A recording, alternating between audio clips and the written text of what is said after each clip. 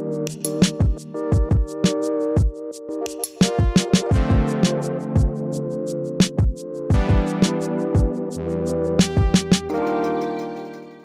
we go. Welcome, everybody. Welcome.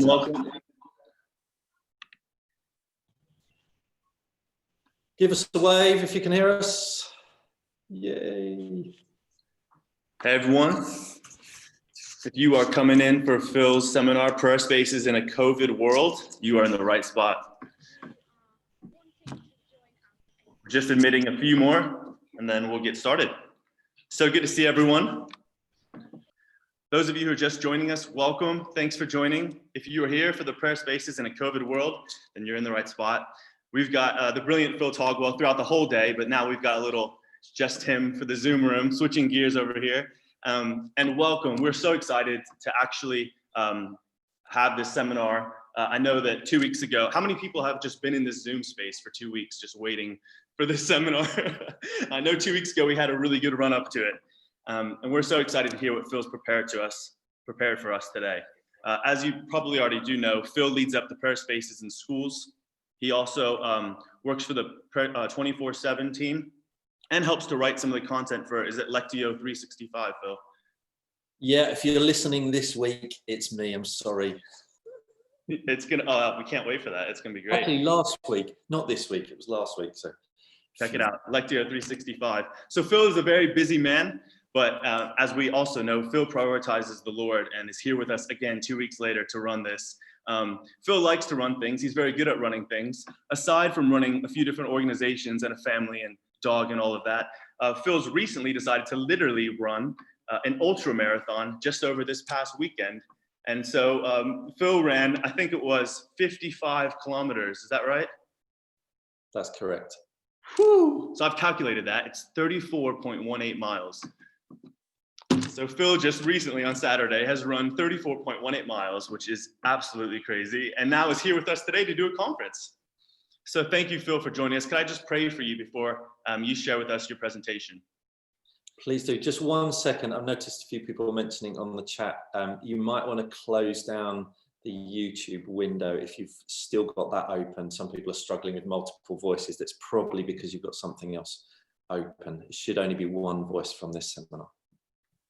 Yeah, thank you.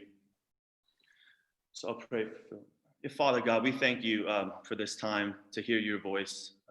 And we pray for Phil as he speaks to us, that it would be your voice speaking to us, Lord. Would you reinvigorate us? Would you refresh us with new creative ways that we could imagine how we can do excellent schools work, how we can engage with the students that you love and we love so much in this time today, in the COVID world that we're in today. I pray that you would bless our time together. I pray that you would give us some great comments and questions for the end as well, and that we could all come away closer to you and feeling more equipped for the work we're doing in our schools ministries. In Jesus' name. Thank you so much, Rob. It's brilliant to be here with you all. I can see a few familiar faces and names, and some of those I know you've already run some prayer spaces in schools. But I'm assuming there's quite a few of you here who are in this seminar because you're new to that. So those of you who are familiar with prayer spaces, please forgive me for kind of going back over some of the basics. Hopefully we'll be able to strike a bit of a middle ground. Diving straight in, I don't think there's been ever a more important time to create some kind of space in the lives of children and young people to reflect and pray. You know, this sort of overload of experience over the last few months, it's just really important, I think, to make space. It's really interesting when you talk to children and young people, as many of you will have done, I'm sure. There's sort of a real mixture of their experience of the last few months. Some children and young people just actually on the outside, they seem fine and are looking forward to being back in school because they've missed their mates and all that kind of stuff. Whereas other young people, other children, young people who are clearly struggling because, you know, they may have had experience of one of their family who's been sick, or actually the anxiety of returning to school is quite high for them. I'm a father of 3 daughters. My youngest daughter is in sixth form, and she actually really enjoyed being off school, not because she just doesn't like going to school and doesn't like doing work, but because in part the pressure of the school environment is difficult, and she's not alone. I think there's many children, young people like that, and so there's probably never been a more important time for spaces where stillness, listening, reflection can take place, and prayer spaces are important for that. Obviously, there are all sorts of restrictions, and this is where we're going to head towards today, is how do we host prayer spaces right now? The restrictions are different in different areas. I suspect if we whizzed around the room of 100 people that we've got here, we'd probably have 100 different variations, slight variations of what's happening in the local school. Not only are the government guidelines slightly different in different regions, but it seems that schools are responding to those guidelines in different ways. And so we really do need to innovate and reimagine the kind of stuff that we're wanting to deliver. I don't know if this is meaningful to you at all, but I find it interesting that this is 2020, and that phrase 2020 is often referred to as perfect vision. If you've got 2020 vision, that is the sign that you have perfect vision. As I was praying last year, I had this real strong feeling that God was going to give us new vision. Had no idea of what was to come, but perhaps there's never been a more important time for us to have clear vision and clear seeing of what God is up to. So I'm going to try and share my screen, and I'm not the world's best when it comes to technology. So has that worked? Wave at me if you can now see prayer space in schools in the middle of your screen. Hallelujah. Thank you, Jesus. There we go. So prayer spaces in schools. For those of you who are new to prayer spaces in schools, I'm going to give a brief bit of background. If I can change onto the next page. There we go. So we spent hours and hours coming up with these couple of sentences. If ever you've been involved in forming a mission statement, I'm sure you'll sympathise with me. This took us hours. Let me read this to you. Prayer spaces enable children and young people of all faiths and none, and that's really important, to explore spirituality, faith, and life's big questions in a safe and a creative and an interactive way. That's how we would describe a prayer space. There for everyone, for all children. We want all children and young people, as they enter a prayer space, to feel like it's for them, not about them, but for them. And then as an organisation, we believe our mission is to equip the church. We're utterly convinced that the best way that prayer spaces can be hosted is by local people, local Christians who can have an ongoing relationship with the school. To be really honest with you, the goal isn't the prayer space. A great week-long prayer space isn't the goal. It's not the thing that we feel is the greatest achievement. The greatest achievement is the ongoing relationship between local Christians and that school community. What we found, though, over the years is that prayer spaces can just be a fantastic catalyst for that, can really encourage that good sense of connection, a real sort of trade of gifts and experience. So I hope that's helpful. On to my next screen. So prayer spaces back in the old days looked a little bit like this, or some of them did anyway. This is a secondary school prayer space in Colchester, run by Tim Abbott and the CYO team. And so most prayer spaces would have a variety of activities spread around the room. So perhaps 8 to 10 different prayer activities.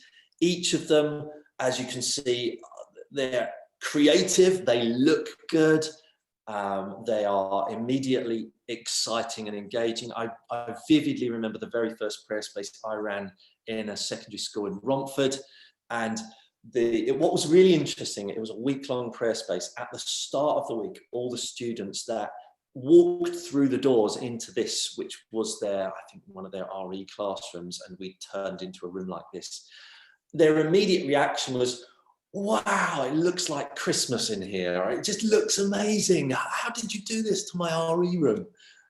So most of the comments at the start of the week, if not all of them, were to do with what it looked like. They loved the way that we'd redecorated. And that kind of creativity is important because it creates that sort of sense of wow. What was really interesting in that very first prayer space that I was involved with, this was back in 2000, I can't remember now, 2008, 2009. By the end of that week, having had lots of classes come through and write on post-it notes and fill the room with their reflection and their prayers, what was really interesting was the students who arrived for their first visit at the end of the week didn't talk about what it looked like. They said things like this: wow, it feels so peaceful in here. Wow, I feel really safe in here. It was so interesting, that difference. Those who arrived at the start talking about what it looked like, those who arrived at the end talking about what it felt like. Something of the sense, I don't know, of the presence of God. Whether these students were aware of God or not, I think they were sensing something of the presence of God in that classroom, in that familiar classroom. So prayer spaces are there, they need to be creative. They need to be interactive. There needs to be things to do that provoke questions. Here's a picture of a primary school classroom. Often in primary schools, rather than maybe having 8 to 10 prayer activities spread around the classroom, often in primary schools, the teams will cluster a few activities into a zone. So there might be 4 zones in the classroom. And so when a class comes in for their time in that prayer space, the team may split the class into four groups and rotate the primary school children around those 4 zones. I don't know how many of you work more with children than with young people, but my experience of prayer spaces in primary schools is the kids just want to do everything. And so their tendency is they want to rush around and do everything. And so dividing the class into groups and then sort of reassuring them, you're gonna get to do everything. We're gonna move you around every 10 minutes or so, or every 15 minutes or whatever. We've got one of our team in each zone who's gonna explain the activities. Don't worry, you're gonna have plenty of time to do everything. Sometimes that works really well in a primary school, whereas perhaps in a secondary school, we might have the whole class in. I might do a little bit of an introduction to explain the room and invite the students to participate in however, whether they have faith or not, to make use of the activities in a way that works for them. And then I might say, look, you can go and explore the activities on your own or with your mates. That's fine. You don't have to be silent. It's okay to talk. And I sometimes say, look, let's not have the noise up here, because that'll just be distracting for other people. It doesn't need to be right down here. It's not a library. Let's go for kind of there in the middle, because we just want everyone to feel like they can participate however they want.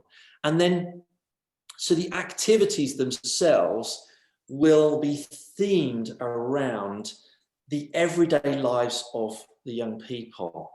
So if you go to the Prayer Spaces in Schools website, you'll see that there's tons of prayer activities, probably, I don't know, 150 or so now, that have been created mostly by people that have already run prayer spaces. They're all tried and tested. Now, a few of them are themed around Advent or Easter, and I think we've got some based on the Lord's Prayer, but the majority of them aren't based on biblical stories or sort of theological truths. They're based on the everyday lives of the children and young people, and that's really deliberate. So, sorry strings. Everybody needs to say sorry. If I was introducing a prayer space now, I might point to the teacher and say, do you know what? Mr. Jones also has to say sorry. Sometimes your teacher also needs to say sorry. Isn't that right, Mr. Jones? And because he's compliant, he'll say yes. We all need to say sorry sometimes. We all grieve sometimes. I might point to the empty chair over in the corner. This activity is an opportunity to recognize that there are empty spaces in our lives. It may be someone that we have loved and lost. It may be a grandparent that now lives a long way away, who we aching with the loss of that person. But we all feel like that, whether we have faith or not. We're all worried about the world. This photo was actually taken in a private school, public school. I always get those confused. A fee-paying school. And it was really interesting how many of the children put their glass beads on America, as you can see there. And this was in the early days of the Trump presidency, and just being careful not to make too many political statements here. When we asked the children, why have you put your glass bead there to say a hope or a wish or a prayer for America? Many of them said, but because of President Trump. And when we said, why is that? Most of them didn't know, but they felt some kind of anxiety about the world, places in the world. And that was their response. It's interesting, isn't it, how often children and young people carry anxiety and struggle inside them, but they're not quite sure how to put it into words. And that's where I think activities like this, and this is a good example of an activity that doesn't require words, it gives them an opportunity to express something that they might not be able to articulate another way.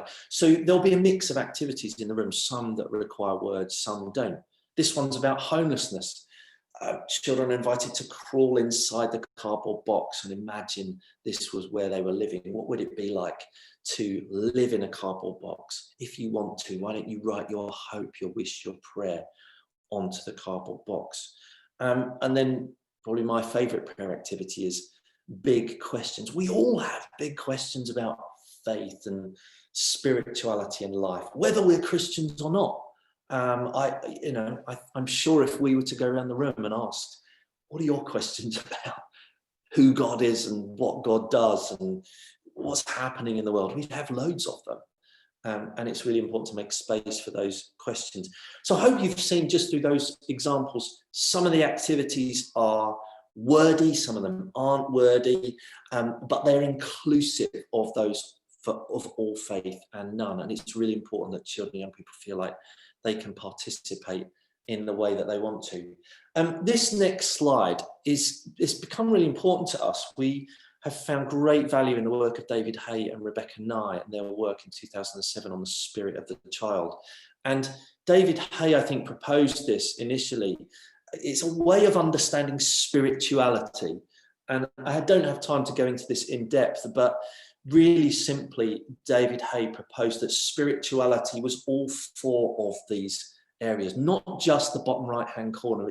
Spirituality isn't just about our connection with or our understanding of the divine other, God, or whatever it is that we understand. But spirituality is to do with how I see myself. It's to do with accepting this flesh and blood and spirit and soul human being that I am. And the reality is lots of children and young people struggle with that, don't they? You know this, don't you? That the self that children and young people are often trying to construct on social media, Instagram, TikTok, wherever it is a different self to who they really are. And it's no wonder that children and young people are struggling with all sorts of mental health issues when they have to try and maintain that other self that's pleasing to other people, that gets likes and all that sort of stuff. But that's a spiritual struggle. Spirituality is also to do with our relationships with other people. It's to do with forgiveness. It's why Jesus shoves it in the middle of the Lord's Prayer. Forgiveness is important. How we connect or are disconnected from others is important. It's also to do with our relationship with the world. It's to do with issues of injustice and justice. It's to do with stewardship. It's to do with how we handle environmental issues. All of this is spirituality. And the reason I put this slide up is because very deliberately, some of the prayer activities on our site and the activity we encourage people to use are related to one or more of those. And I would say that the best prayer spaces have a selection of all four of these. It's a good kind of plumb line, a metric to use when you are preparing your prayer space. Have we got this balance of all four areas? And that's really important. So moving quickly on, I'm aware of the time, which is 11:50, brilliant. I love this quote from a teacher in Oxford Spires Academy. At first I was skeptical about the idea. I thought it might be a bit naff. Do people still use the word naff? That was a popular word when I was younger. I don't know if it is popular anymore. Or there might be a lot of evangelizing going on. The quickest way to shut down a church's relationship with a school is over-enthusiastic evangelism, proselytizing in school. Let's be really clear. School is not for evangelism. It's for education. The role of the church, the missional role of the church, is much bigger than evangelism. And our role when we are engaging with schools is to serve the spiritual life of the school. I haven't got a slide about this, but I would really encourage you to look up a thing called SMSC. Write this down if you have a notepad. SMSC. It stands for spiritual, moral, social, cultural.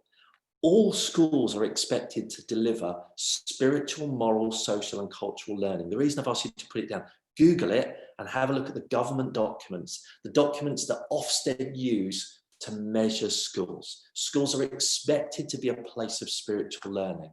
And so this is where the church can approach schools with all authenticity and say, we can help you with that.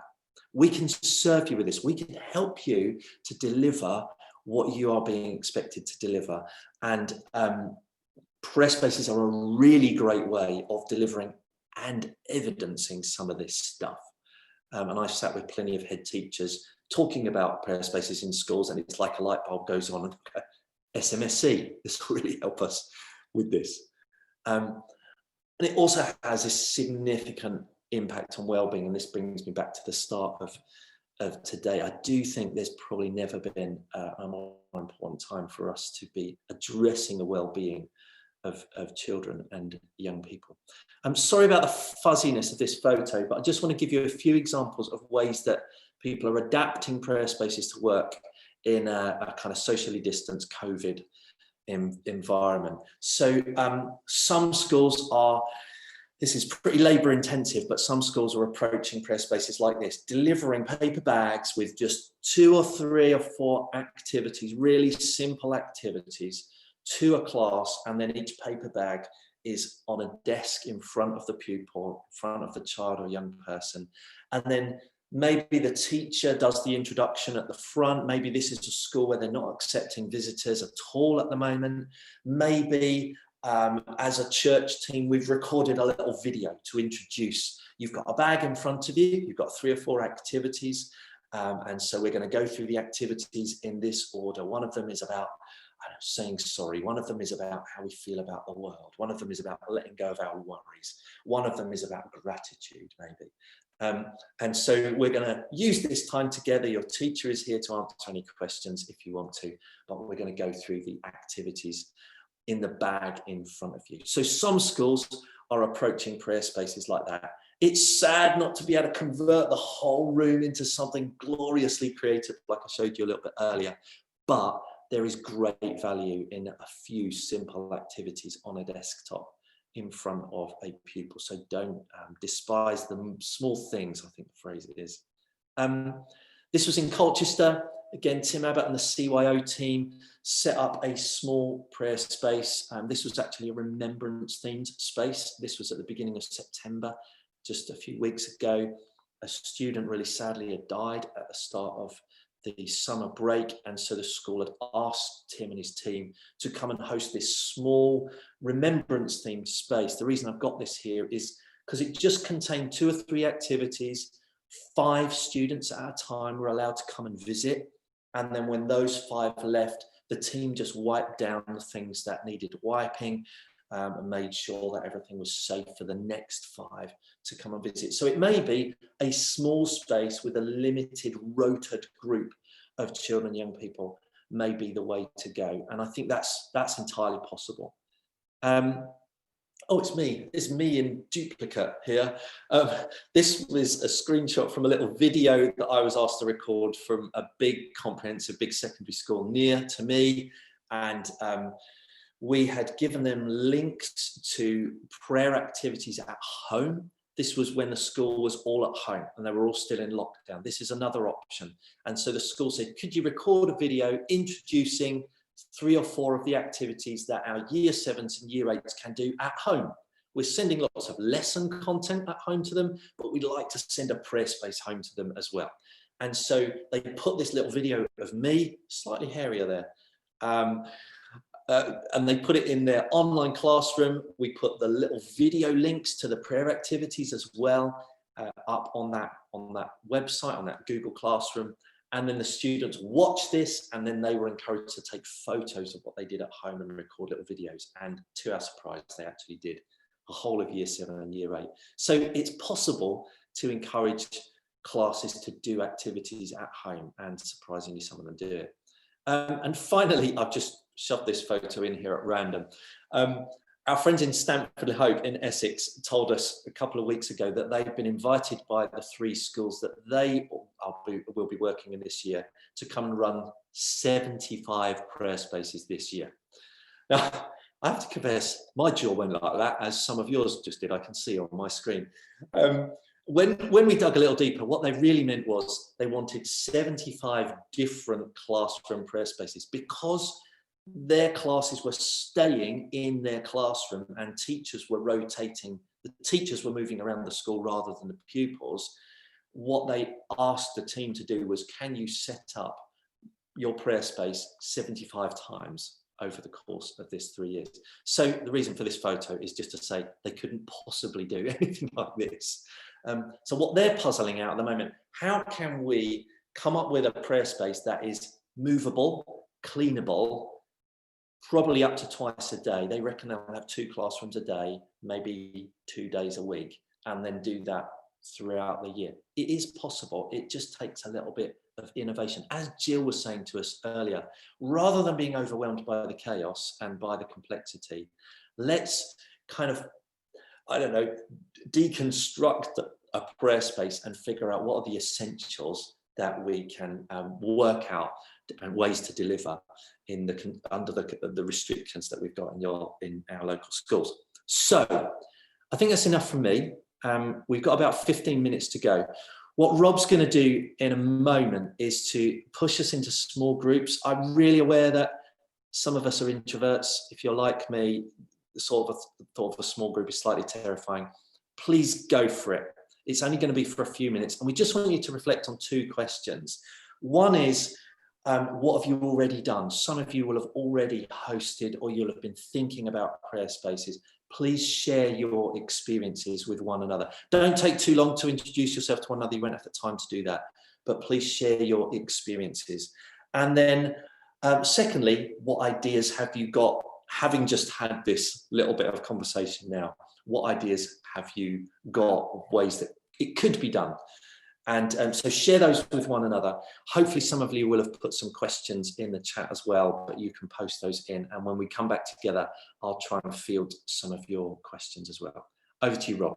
Amazing. Thank you so much for that wisdom, Phil. And we are going to now send you guys into your breakout rooms for about 6-7 minutes. Again, write any questions or comments to us in the chat, and then we'll see you back in about 6-7 minutes. The link for your breakout room should be available now.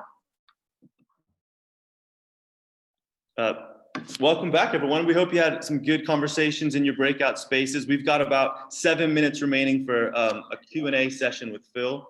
And speaking of it being recording, I think this would be a good transition to our first question. Phil, a lot of people have asked about how they can get their hands on these slides that you've been showing us. Yeah, so 2 things to say to that. One is this whole seminar has been recorded, and it will be available afterwards. So you will have all of those slides in there, if that's what you meant. Probably in about a week's time, I think, an email will come out with all the links at where to watch all of the content from today. So it's that. And then the other thing is, as a Prayer Space in Schools team, I think, like many others, we've discovered that this stuff works. This technology stuff actually works. So we are planning to do a monthly Zoom sort of Prayer Space in Schools training time where some of you on this call will probably be interviewing you. We want to have many more voices rather than it's a bit boring just listening to me, but there are lots of people doing fantastic stuff around the country. So our plan is to have some spotlight interviews on how to do prayer spaces in particular settings. And so that training stuff will be available. So there'll be lots more training material coming out. Fantastic. So we'll be looking out for that. And if you weren't able to get all your notes down, you can rewatch this seminar in about a week's time. It will just be available for you. So another question, this one is from Rachel Tweedy over at Scripture Union. Rachel asked, what top tips do you have for local churches that are approaching a local school for the first time about starting up prayer space activities during this season? Sorry, that was my door closing. That's a really good question. And my answer to that is kind of another question, which is, have you already got a good relationship with that local school? Because some local churches don't have already a good relationship. And if so, I think offering to do a prayer space is probably a bit of a big ask. So I would generally say offer something a little bit low key, a little bit lower key than that, bake some cakes, offer to serve, offer to help in some way. Having said that, if you already have a good relationship and there's a high level of trust between you and the local school, then a prayer space would be a brilliant thing to offer. And I would always try and make the connection relationally. I would always try and go and have a conversation, a socially distanced face-to-face meeting to try and explain why a prayer space really works for those who have no faith, those who do have faith, a place of reflection and well-being. I would probably offer to put the school in touch with other schools that have had prayer spaces, ideally in the local area, and we may be able to help you with that as well. We try to follow up and keep track of those that are running prayer spaces for exactly that reason, because head teachers like to talk to other head teachers. I might point to the SMSE stuff, especially if this was in England or Wales, where SMSE is a big part of the curriculum, just to help the school to understand that this isn't the church trying to impose something, but this is the church offering to serve and to help. So, but I would definitely do it relationally. I think relationships what count. It does require a high level of trust, I think, to offer something as creative but as deep as a prayer space. I hope that's helpful. Yeah, very helpful. And you did clarify as well. I think there was a question from Gordon about if SMSC was just for England.